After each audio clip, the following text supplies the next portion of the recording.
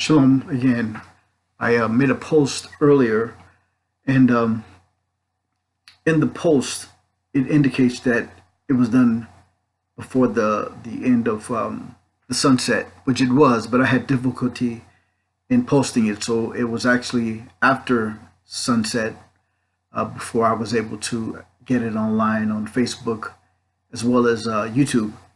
I just wanted to make an observation and hope that you would look at this objectively and start looking into things more seriously.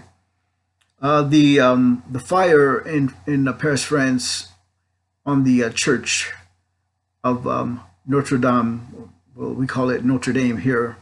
I have forgotten when it was built, but the structure, the architecture of such has demon type things in the architecture, and those what do you call those things? It's little monstrous looking things on it, and this is affiliated and associated with a so-called Catholic Church, which they call themselves the Universal Church. That's what Catholic means, universal. So when you consider that these images, these demonic images are sitting on top of this church, and people are going in there to worship for the purpose of supposedly reaching their Messiah, Jesus. What type of thing is going on in this realm, okay? And which realm really is this? They also teach, the Catholics teach that when you die, you go to a purgatory. I wanted to put this out there to you too, so that you would consider. When Paul writes to work out your salvation with fear and trembling, I believe that also he's saying that this is a particular time where you have to do things in order to go to the next level that we're all trying to get to the salvation and to safety in Yeshua HaMashiach. And that's the only place that you're going to find it, because it's nowhere else.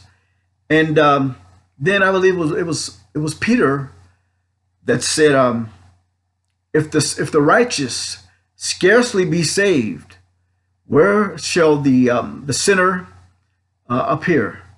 So we can understand that the wrath of a mighty Yahuwah, a person or persons that are one with his son, but that spirit is out there trying to pull us in, and you all are saying no, and we all should be saying yes at all times.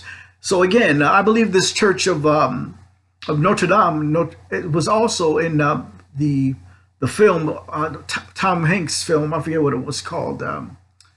Something about the cup. You all know what movie I'm talking about, though, where he goes on a search trying to find this chalice, so-called chalice. And I believe that when they get to France, it may have been that, I'm not really 100% sure, but I believe they found, excuse me, there was one thing shaped like a glass pyramid. I believe that was in France as well. But all of these places are part of this end time event. You have to understand that. And then there are people who are saying that while the fire was occurring, they saw Jesus walking through. I believe that this church and this system is being judged, because the judgment is to come down from Yahuwah. And again, it's to open our eyes and to allow us to see that when we are worshiping, going to a place of worship, that they have impressed upon us that we are to have demons associated with that. And you have to excuse me, because I've been talking a lot, and I was in the bed trying to go to sleep, but this is really pressing in my mind.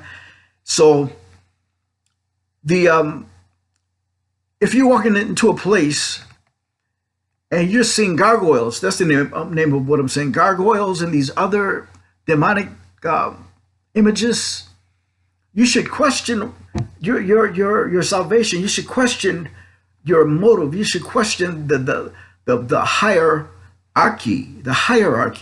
of the establishment that brought something forth like this so that you could worship. Please, people, from the Catholics to the Protestant, All of it is filled in there together with enmeshed in this garbage.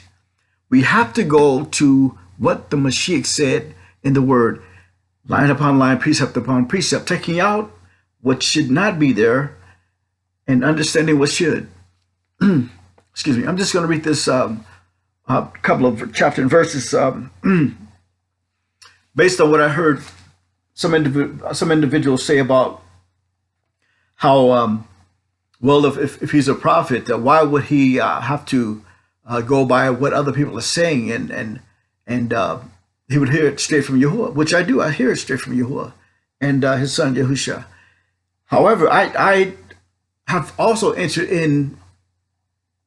into somebody else's teachings, because why would he have me go and do all the research that I need to do when someone else has done what he said has been established, and he's already feeding my mind? And if my mind is congealing what is said here with what I'm being told, then it's all comes right around to where it should be.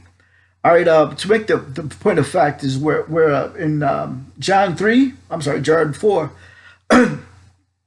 Let's see, it says in verse 32, and he said to them, I have food to eat of which you do not know.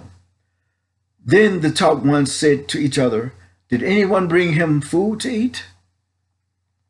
YAHUWSHA said to them, my food is to do the desire of him who sent me, and to accomplish his work. Do you not say there are still 4 months and the harvest comes?